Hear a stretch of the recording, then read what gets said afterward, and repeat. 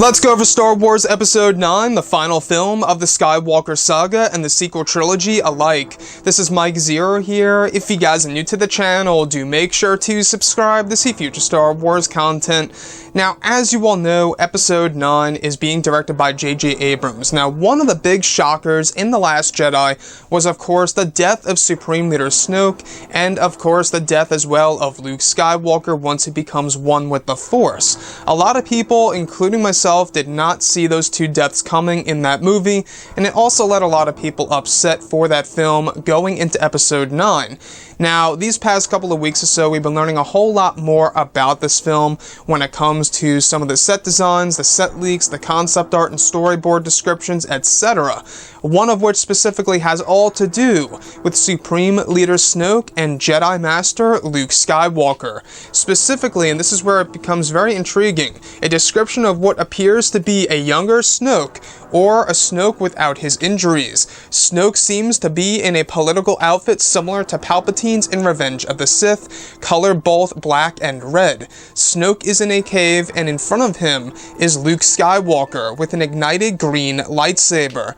This cave looks similar to the first Jedi Temple cave. It's unclear if this is a vision for Luke or not. Snoke is not actually wielding a lightsaber, however, holding his hand out toward Luke in an aggressive way. So, a lot of people have been wondering, how does Luke Skywalker know Supreme Leader Snoke? He did mention his name in the flashback in the movie, in The Last Jedi, where he said Snoke had already turned his heart, when he was explaining to Rey of how Kylo Ren turned against him.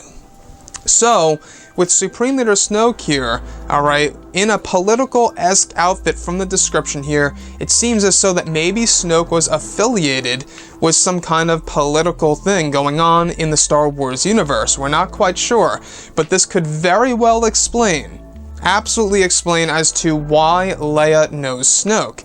Now, Leia knows Snoke somehow, some way, we really don't know. Sure, she could have just used the Force and kind of, gotten the idea of his identity, but I find that there is more to the story, and with the new comic coming out next year, just before Episode 9 drops, it seems very much planned that they're going to be giving us new facts about Snoke and his backstory in the end of 2019.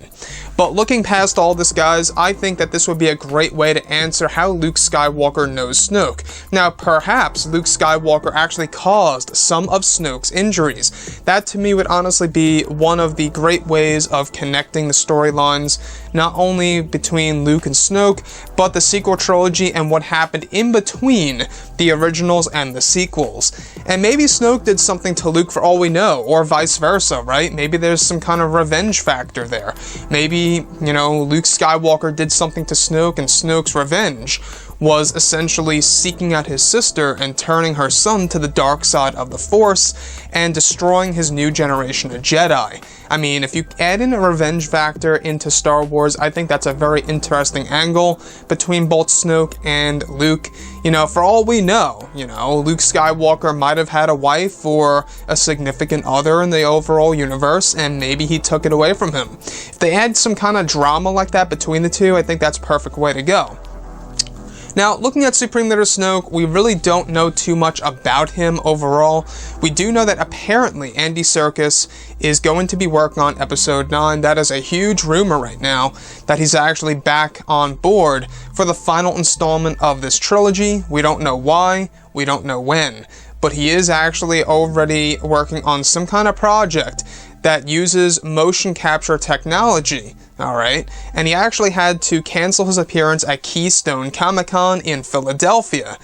And it's leaving a lot of people to believing that maybe this has all to do with Episode 9 because he's not working with any kind of movie on set on his IMDb page. And that would definitely point to us that he's working on a secret project, and hence that would be Star Wars Episode 9. Ironically, they are starting to shift right now to new and different scenes for many of the new characters and the characters that we are already used to. So it's pretty much the right timing to bring in Andy Serkis if they are actually having him on board for this film.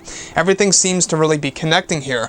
Now, a Luke Skywalker versus Supreme Leader Snoke moment is something that I think a lot of fans want to see, and though this right here, this description may not be a full-out lightsaber duel or a battle per se, but it is a confrontation between the two, with Luke Skywalker igniting his green lightsaber in front of Snoke, and Snoke reaching out his hand to Luke in an aggressive manner, as if he's about to shoot Force lightning or something. I can imagine in my head right now.